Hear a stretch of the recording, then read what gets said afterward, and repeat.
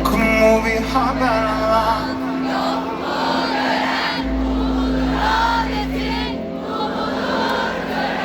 Yaz ya da söyle. Çok güzel söylüyorsunuz, tekrar istiyorum.